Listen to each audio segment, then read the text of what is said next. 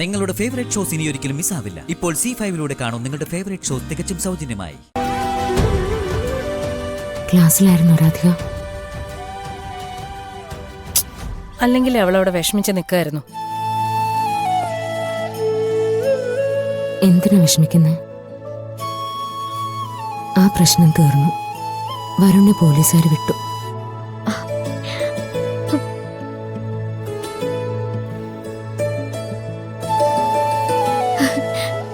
സത്യം?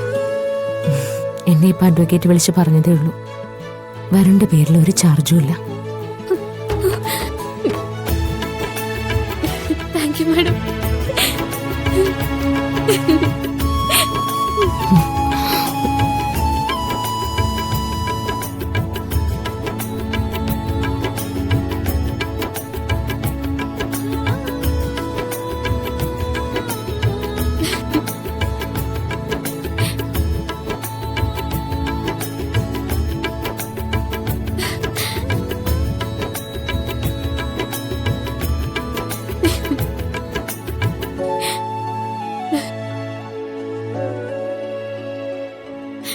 ഈ ഒരു കാര്യത്തിന് എങ്ങനെ നന്ദി പറയണമെന്ന് എനിക്കറിയില്ല.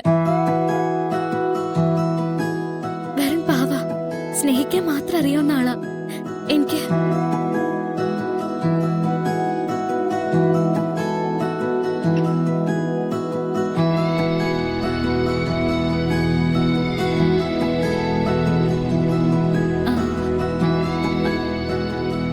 മാഡം, ഞാനെന്റെ വീട്ടിൽ പോയിക്കോട്ടെ. അവിടെ ചെന്ന് എല്ലാരോടും പറയണം. എന്നിട്ട് ഞാൻ ഇന്ന് തിരിച്ചു വരില്ല.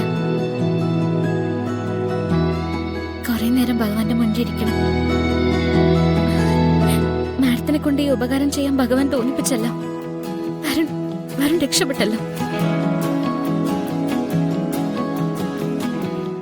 ഞാൻ പോയിക്കോട്ടെ. പോയിക്കോളൂ. മനസ്സമാധാനത്തോടെ പോയിക്കോളൂ. ശരി മാഡം, ഞാൻ പോവാ. ഇറങ്ങട്ടെ.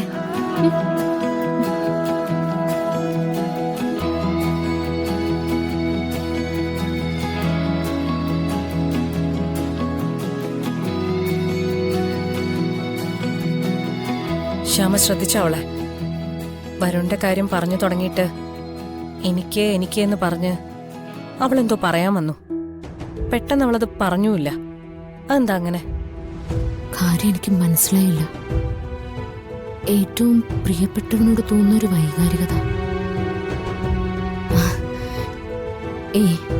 നമ്മൾ ചിന്തിക്കുന്ന ഒന്നും ശരിയായിരിക്കാൻ സാധ്യതയില്ല.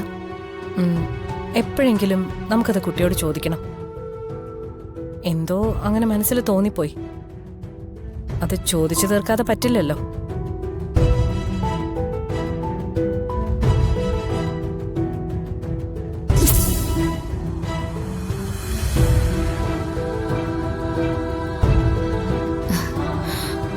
അവൾ എനിക്ക് ഉമ്മ തരുന്നു, ഞാൻ ആവശ്യപ്പെടാതെ തന്നെ.